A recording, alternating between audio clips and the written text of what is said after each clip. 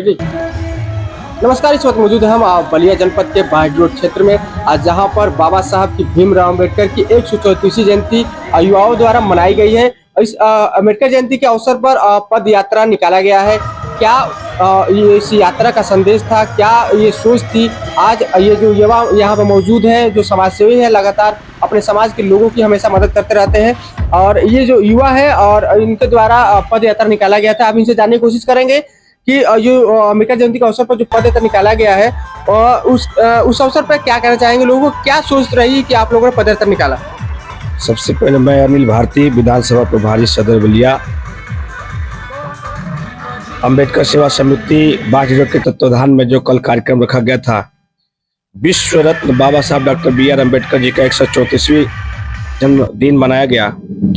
इसमें क्षेत्र के सभी सम्मानित ग्राम सभा से आए सम्मानित लोग, कमेटी के लोग तथा अन्य कई दलों से भी लोग उसमें उपस्थित थे।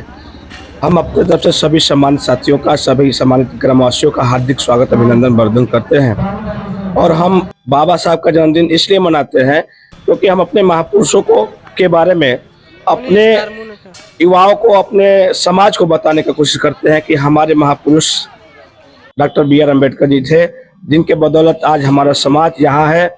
और बाबा साहब ने हमारे लिए पढ़ने का अधिकार दिया, बोलने का अधिकार दिया तथा बहुत से योगदान मिला बाबा साहब के द्वारा।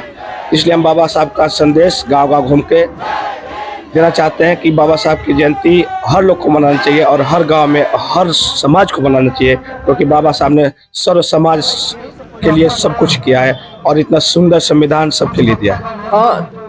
जिस तरीके से बाबा साहब की सोच थी कि दलित, पिछड़ा, शोषित जो वर्ग के लोग हैं, उसके लिए उनकी सोच थी कि सभी लोग इस देश में जो एक समान रूप से रहे, सबका एक साथ विकास हो। क्या लगता है कि इस 75 साल आज़ादी के बाद भी जो उनका संविधान है, जो उनकी सोच थी, क्या उस पर खरा उतरा है ये देश? आज़ादी के बाद जब से बाबा साहब डॉक्टर बी.आर. अम्बेडकर ने संविधान लिखा, हमको लगता है कि अभी पूरे भारत में लगभग 30% ही संविधान लागू हुआ है।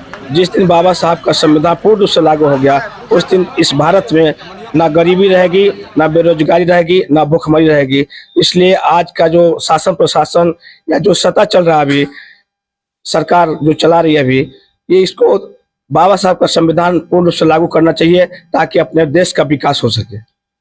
आप युवा हैं और आपसे हम जानना चाहेंगे कि ये जो जयंती मनाई गई आप लोगों द्वारा, इस अवसर पर लोगों को क्या संदेश देना चाहेंगे? देखिए, मैं सुमित प्रसाद, बहुजन समाज पार्टी से विधानसभा सचिव हूँ। मैं यही कहना चाहूँगा आपके माध्यम से कि आज के समय में जो चल रहा है, जैसे भ्रष्टाचार, बेईमानी, चोरी या आए दिन बलात्कार होता जा रहा है, तो आज के समय में मैं यही कहूँगा कि जो हिंसात्मक लोग होते जा रहे हैं, वो बाबा साहब को पढ़े, बाबा साहब की विचारधारा को पढ़े और उनके जो बताए गए विचारधारा है उस पर चलने का काम करें। क्योंकि बाबा साहब एक ऐसे भारत की कल्पना कर रहे थे जब वो जीवित थे, तो उनकी सोच थी कि जब हमारा भारत बने तो इसमें न कोई ऊंच हो, न कोई नीच हो, न छुआछूत की बीमारी हो, मनुष्य में स्त्री और पुरुष सभी लोग बराबर हो। लेकिन आज कहीं ना कहीं देखिए तो महिलाओं के साथ अत्याचार बढ़ता जा रहा है।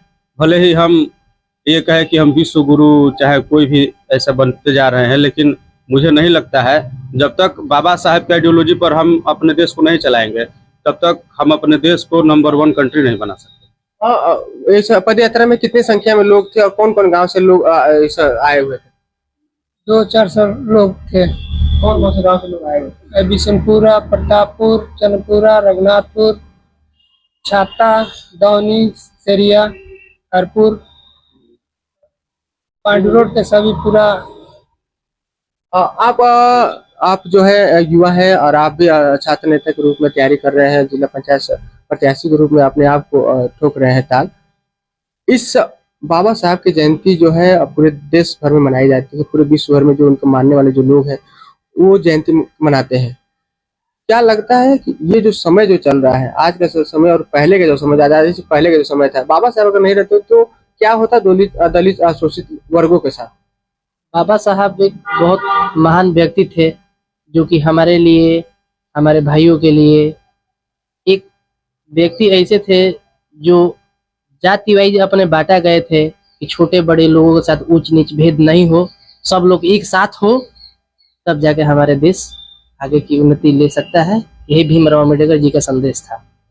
लोगों को क्या संदेश देना चाहेंगे इस अवसर पर? युवा, आप युवा हैं तो युवा को क्या संदेश देना चाहेंगे? हम युवाओं को यही संदेश देना चाहें कि भीमराव अम्बेडकर जो हमारे लिए इतिहास में लिखा गया, बहुत खुशी की बात है। और जो उनको जो इतिहास में लिखे, उसी विचारधारा के साथ हम लोग सभी भाई लोग मिलकर एक साथ जातिकरण ना करें, एक साथ ही मिलकर रहे। क्योंकि हम लोग का जाति बदला है, सब चीज बदला है, बाकी जो रक्त है हम लोग का सब एक ही है। जो व्यक्ति किसी के रक्त के लिए आदमी हॉस्पिटल में जाता है तो पूछता है कि ये किस जाति का है, बोलता है कि हमको बी पॉजिटिव चाहिए, ओ पॉजिटिव चाहिए। उस टाइम कोई नहीं जाति की बात करता है क्योंकि इमरजेंसी रहता है। तो इसमें क्यों भेदभाव हो रहा है जातिकरण में? ये तो आदमी को, जनता को समझना चाहिए। तो भेदभाव में कुछ रखा नहीं गया है। भीमराव अम्बेडकर साहब से जो संविधान से चल रहा है, खुशी सब लोग एक साथ रहे, तब हमारा देश आजाद होगा और हमारे बीएसपी पार्टी का नाम होगा। आपसे ये जानना चाहेंगे कि बाबा साहब का जो देन था, जो उनकी सोच थी शिक्षा, संगठित और संघर्ष, तो शिक्षा कितना जरूरी है लोगों के लिए? जो पढ़ेगा वही दहाड़ेगा, ये बाबा साहब के दिन थी। कि अभी आपने सुना यहाँ पर जो युवा मौजूद थे, सबकी यही सोच है कि जो बाबा साहब की जिस सोच के साथ उन्होंने संविधान को निर्माण किया था और इस देश में संविधान लागू हुआ था कि दबे कुचले शोषित वंचित सभी वर्ग के लोग के साथ साथ पूरे देशवासियों का एक साथ समान रूप से विकास हो सके। और शिक्षा, जिसके लिए उन्होंने एक उपदेश भी दिया था कि शिक्षा और संगठित और संघर्ष कितना जरूरी है, क्योंकि आज के समय में जो भी शिक्षित होगा वही अपने अधिकारों को जान पाएगा और अपने अधिकारों को पा पाएगा। यहाँ पर ये जो लोग बैठे हैं या जो लोग युवा है, ये सभी लोग शिक्षित है कहीं ना कहीं, तभी जाके आज अपनी बातों को रख पा रहे हैं, अपने अधिकारों को यहाँ पर सरकार से ले पा रहे हैं। तो आप अगर शिक्षित नहीं होंगे तो अपने अधिकारों को और अपने चीजों को नहीं ले पाएंगे। फिर आपसे जुड़ेंगे, तब तक के लिए नेशनल तक न्यूज से हरिवंश कुमार।